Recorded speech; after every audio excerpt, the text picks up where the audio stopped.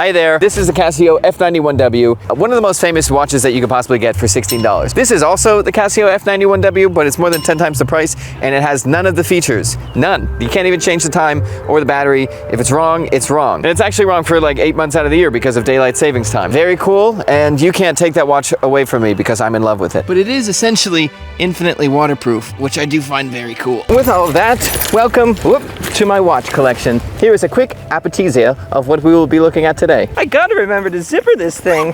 Everything's gonna go flying. It'd also suck if I got mugged today in the woods. I'm just walking through the woods and then some guy's like, stick 'em up! I'm the Portland, Maine bandit. What do you have on ya? Oh, geez. 2 cameras, 2 lenses, microphone set, 7 batteries, couple of filters, and my entire watch collection. And then when I could see the greed in his eyes, right to the throat. These are the guys that made the brains that went inside a very famous Rolex watch, this brand. This watch, if you saw just the back of it, you'd assume it's a Rolex. And if you saw just the side of it, you'd also assume it's a Rolex, but it's not. There are 13 watches in this Filson bathroom sack, and this is the story of my entire sack, and then 2 watches that made me realize I need to sell every single thing in here, take a break, and reconsider some things. This video is going to be split up into different sections, getting greater and greater and greater till we hit the big bad boys at the end, but Vaer reached out to me and said they will sponsor my entire watch collection video. That's very nice of you, Vaer. I very much appreciate that. So between the big daddy categories, there's going to be little Vaer vignettes where I say, this is the watch Vaer sent me that's great for this, or looks like this, or is classy with that. Thank you, Vaer. Appreciate it, guys. They are the largest independent watch assembler in the USA. I thought that was pretty cool.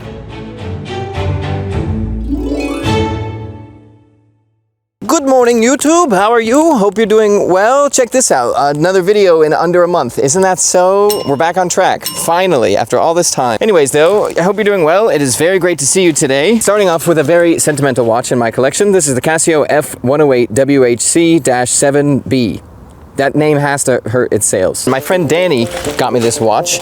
We lived together in Taunton, Massachusetts immediately after we graduated from college, while we were living in an apartment with no doors, and we would just get pizza almost every night and sit and play video games when we were like 21, 22, immediately after graduation. So he got me this for my birthday, and then he got me a Buck 110 knife for my next birthday, and then I moved out. Who knows what he would have gotten me for my other birthday? And this is the watch I think of when I think of that time. So I love this watch. I'll never sell it. Before I got that watch, though, in my college days, there was the G-Shock Square, the D5600 series in general. There's another one we'll talk about in a second. Hit this watch with a baseball bat, go scuba diving, go on the moon. It's approved for that. It's the greatest watch in the entire world. It has all these fun modes. It makes all these beeps. I used to always have the hour chime on. My computer science professor used to be like, Michael, turn the chime off. You want me to turn the chime off of my G-Shock? No way, man. You sound nuts. You sound so nuts right now. I'm keeping it on. And then following that, as some of you probably know, I worked in the watch world for like 10 to 12 years, probably 10 years at this time. And one day, ring, ring, ring. Who's on the phone? Casio. What do they say? Hey, Michael, how's it going? Do you want a watch? And I said, yeah. They said, which one? I said, well, I guess it'd have to be the tough solar model of the DW5600. Boom, the Casio GWM5610, delivered to me personally by G-Shock. This one has 2 really cool features. The first one, multi-band 6, so I can press this button, it will check from radio towers and sync the watch to an atomic clock to make sure that it's as accurate as it can possibly be. But what I really like about it is tough solar. And speaking of solar, this is the Vaer C3 Korean field watch, obviously paying homage to watches worn during the Korean War. You can tell they're pretty similar, 36mm in size, pretty skinny-winny for my tiny baby wrist, which is nice. But the standout feature, obviously, is that it eats the sun. So I wanted to show you it activating, but when you pull it out of the box, it's not working, and then it eats the sunlight and begins to tick. I love solar-powered things. I think that's so cool. Calculators, watches, whatever it may be. That's why I got the upgraded G-Shock. Because sometimes with quartz watches, they have really long battery lives, but I just don't like the idea that the battery is draining. I like the fact that I can recharge it and that my watch is eating the sun and having a snack. So that's Vaer 1. That's really the same reason I like the GW5610. I just love when I go outside and I'm like, charge, eat this. I just have so many fantastic memories with Casio. The first ever like really serious, I think this might be a date thing I went on with Taylor. You know, if you ask her, it was not a date. I had to convince Taylor to like me, which is weird because I did show her my entire Casio collection. Taylor and a few of my friends and her friends, we all went kayaking. The goal was to get Taylor to like me, but at the same time, there was a second goal, and I brought a bunch of Casios with me, and I wanted to test their water resistance with my friend Drew. So we let the girls go ahead and we just take our hands, stick them underwater. I'd swim deep and be like, oh, it's still working down here. Okay, and now the funeral. Possibly one of the greatest watches in my collection, now dead. This is the Hamilton Pilot Pioneer. Before we get into that hot drama though, I need to, where the heck is it? This is the Vaer DS2 Meridian, water resistant to 150 meters. A lot of watch brands, if you don't know, they say 50 meters, but they mean that you could get the watch a little wet. Or 30 meters and your watch is okay in the rain, but not actually 30 meters of depth in the water. Vaer is one of the good guys. They say 150 meters, they mean 150 meters, and they back it up with their waterproof guarantee. Meaning if you go 150 meters in the water, provided that your crown is sealed shut, you're good to go. They're gonna guarantee that water's not gonna come in while it's in warranty. You're totally fine. I have this one right now on a textile strap, but it also comes with a stretchy black rubber strap, courtesy of Vaer, along with spring bars and spring bar changing tools, so you can switch the straps easily. And the nice part is, it fits my little baby wrist. I have a shockingly small wrist. Like this, you probably think, oh, he's an average size wrist. I don't have an average size wrist. I have a small wrist. Okay, and now welcome to a watch funeral. Holly, can you add really sad music and rain and just add terrible, anything you could find online that's terrible, put it here. None of you have met Holly yet. She is 100% going to call my bluff when I say put terrible footage here. It's just gonna be, I'm gonna be like, oh. Herein, not specifically here, but somewhere in Maine, lies my Hamilton Pilot Pioneer. I had a Pilot Pioneer, and I lost it on the move to Maine. It's because that was the watch I was wearing the most, so I took that watch off, and I put it somewhere and said, I'll never lose it here. RIP to the Hamilton Pilot Pioneer. We will forever miss you.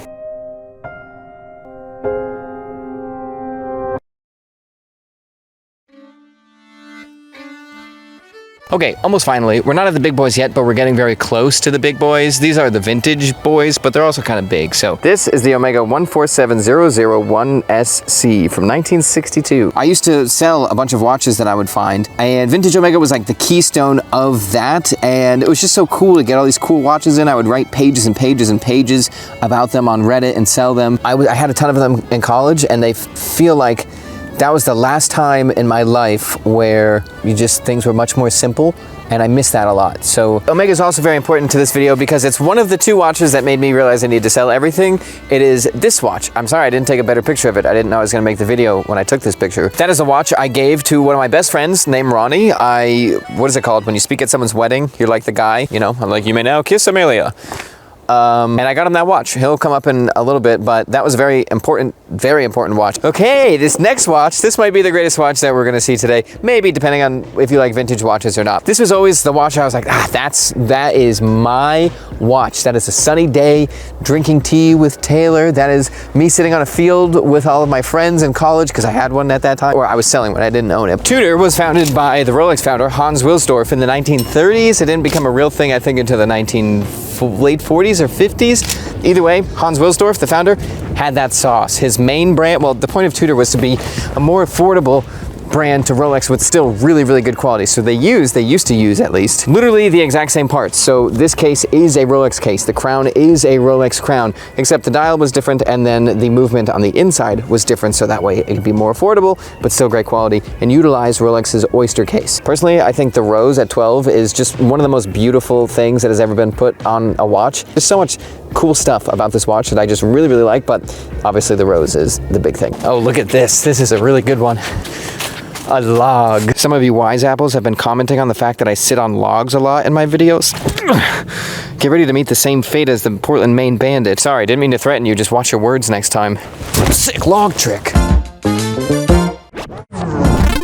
This is the Vaer R1 Rally, designed as an homage, as a reference to 1970s racing chronographs, and this is mecha quartz. So what that is, powering the ticking seconds hand and the timekeeping is a quartz module, but powering that smooth sweep of the chronograph hand is a mechanical module, both powered by battery, but doing two different things. That's also why the chronograph hand can snap back to 12 quickly instead of going brrrr if it was using the quartz module on the inside. And then finally, my favorite Vaer is the 812 Dirty Dozen, named after Eminem's rambunctious rap group from the early 2000s, D12. Just kidding, of course. The Dirty Dozen in the watch world refers to 12 watches commissioned by the British Ministry of Defense that should be super accurate and reliable and to be used during World War II. This is Vaer's tribute to that. 36 millimeters assembled in the USA. Pretty handsome, go everywhere field watch. You could slam it, swim with it, do whatever you want, and it will survive. And it's just wow, look at that. The guy has a really cool watch on. I wonder if he fought in World War. First watch on the big boy list is my Rolex Explorer II, which we just did a video about, so I'm not going to talk about it a lot. It's very new to the collection, so I don't really have a lot of memories with it right now. Right now, it reminds me of folding laundry and the fact that I burnt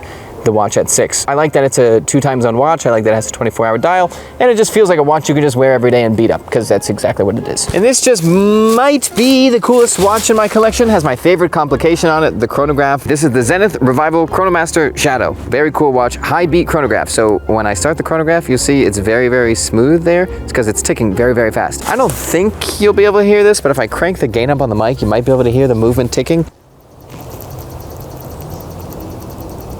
Part of the reason I always wanted a chronograph, Taylor was living in, well, I just like the fact that I can do more with my watch, but also Taylor was living in Denmark at the time, and I'd visit her kind of intermittently, and whenever we were there, she would cook big things, and I was always picturing myself sitting on a chair, we're chatting, and she's like, set a timer for 10 minutes, and I'm like, no problem, got it, bam. The problem that we ran into though was you need a timer for those things, not necessarily a stopwatch, because then you still have to remember to look down at the right time. So Taylor would be like, how long has gone by? And I'd be like, 15 minutes, why? The problem with this watch though, even though it's one of the coolest watches that I've ever owned in my life, is that I just bought it one of the worst periods of my life. So there was a point in my life when I was living in Brooklyn that I was essentially working 4 jobs at the same time, and I was just dying out there. And I would work till like really super late at night, and I'd get like nauseous and this weird awful feeling of like I'm gonna fall out of my body. And I remember my friends would call me or they'd come over, and I would just be like, guys, I'm sorry, I got nothing. I don't know what to say or where to start or where to end. And then I had Christmas with my family, and they were all looking at me horrified. They were like, are you okay, dude? Like, what is happening in your life right now? And that's kind of, you know, that's how I got this watch. And finally, one of the greatest watches ever made, and one that if I'm going to sell all except one, kind of can't sell this one, so maybe this is the one I'm forced to keep. There's a great story behind it that ends in me owing this watch to a baby. An actual, you know, tiny little baby that doesn't know what a watch is. Actually, he's not even born yet. This is the Rolex Explorer I. Probably one of my favorite style watches ever made. I think it's absolutely beautiful and very utilitarian and simple. My good friend Ronnie, the same guy who shoot, what is that thing I did at his wedding? Orchestrated it, talked about it, you know what I'm saying. I bought this watch first, went on a bunch of journeys with it, then Ronnie bought it from me and rode this huge race in it, and then he sold it back to me, and then he said, hey, can I buy that watch again? I want to give it to my son. And I said, yeah, sure. And then he said, actually, what the heck am I doing buying a watch when I'm going to have a son? So now it's left to me. I have once again been given Frodo's ring. I haven't finished Lord of the Rings yet. I'm sure no evil will befall upon Frodo and his trusty loyal companions. But this watch and all the other watches that we talked about today, and even the one that I gave to Ronnie on his wedding day, are not the reason that I want to sell my watches. There is one more watch, and that is the watch that I got for my dad.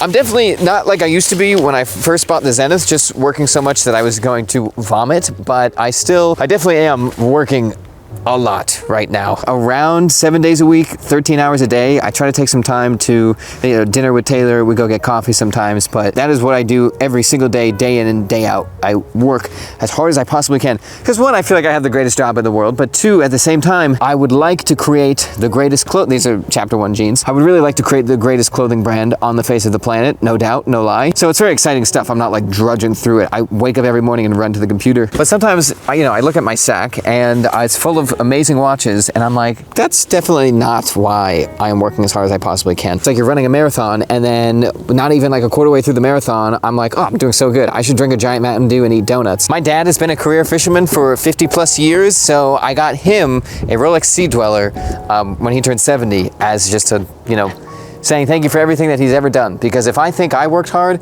that man lapped me 50 times over. My mom too, she's not as old as my dad, so she's gonna get something, but she's not at that point yet. Trying to get rid of everything, I do not want to ever get rid of that watch, the watch that I gave to my dad to say thank you for absolutely everything. It's incredible. And what I noticed is a significant gap in happy memories associated with watches I got when I started working like crazy. I'm like, oh, this is the watch I wore outside with my friends on a sunny day, and this is the watch I bought at 5 a.m. after I felt like I was gonna throw up for 6 hours. And since everything changed and started to get crazy, the watches that I have the most pride about, that I'm the happiest about, the best memories I have about, are the watch that I got Ronnie for his wedding and the watch that I got my dad. So I think, sadly, the twist of this video is that I am the Portland, Maine bandit after all, and I'm going to rid myself of my entire watch collection. My main focus right now is spending more time with Taylor, doing things as best as I can, and then when the time comes and I see a shiny new watch and I'm like, yeah, I want that watch, and I'm doing all these other things that are making me happy, I'll start again. So as much as it pains me to do this,